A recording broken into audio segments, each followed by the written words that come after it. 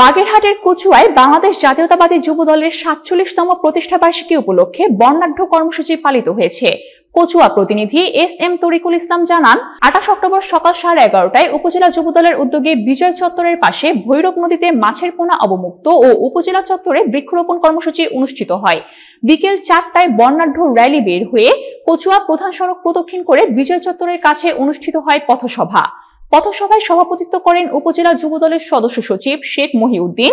উপস্থিত ছিলেন উপজেলা বিএনপির সাধারণ সম্পাদক এস.এম. তৌহিদুল ইসলাম, সাবেক আহ্বায়ক হাজারা আসাদুল ইসলাম পান্না, সাংগঠনিক সম্পাদক মোহাম্মদ জাহাঙ্গীর হোসেন, শেখ হুমায়ুন কবির, সিনিয়র যুগ্ম আহ্বায়ক সিকদার মশিউর রহমান মুক্তা। এছাড়া যুবদলের নেতা এমদাদুল হক মাসুদ, শেখ সুজন, লিওন শিকদার, শেখ রবিউল ইসলাম, ওবায়দুল ইসলাম, রফিকুল ইসলাম বাপ্পি, শাওন শেখ সহ উপজেলা, ইউনিয়ন ও ওয়ার্ড পর্যায়ের নেতৃবৃন্দ উপস্থিত ছিলেন।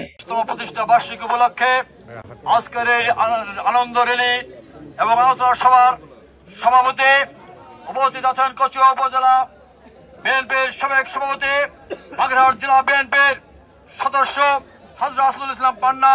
উপস্থিত আছেন কচুয়া উপজেলা বিএনপির সাংগঠনিক সম্পাদক শেখ জাহাঙ্গীর হোসেন, কচুয়া উপজেলা বিএনপির সাংগঠনিক সম্পাদক শেখ হুমায়ুন কবির, যুবদল কচুয়া উপজেলা শাখার সদস্য সচিব শেখ মহিউদ্দিন, কচুয়া উপজেলা যুবদলের সিনিয়র যুগ্ম আহ্বায়ক মশিউর রহমান মুক্তা সহ যুবদলের নেতৃবৃন্দ, আসসালামু আলাইকুম।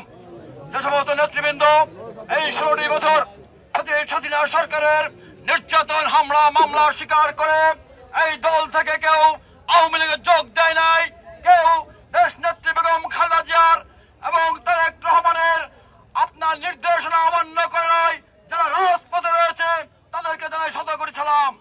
প্রথমেই আমি আমাদের যুবদলের আহ্বায়ক শেখ আলিউর রহমান অসুস্থ আছেন, তার রোগ মুক্তি কামনা করছি। সেই সাথে সাথে আমাদের যুবনেতা মিন্টুকে যারা হত্যা করেছে সেই হত্যার বিচার দাবি করছি। নেতৃবৃন্দ, আপনারা জানেন ফেব্রুয়ারি মাসে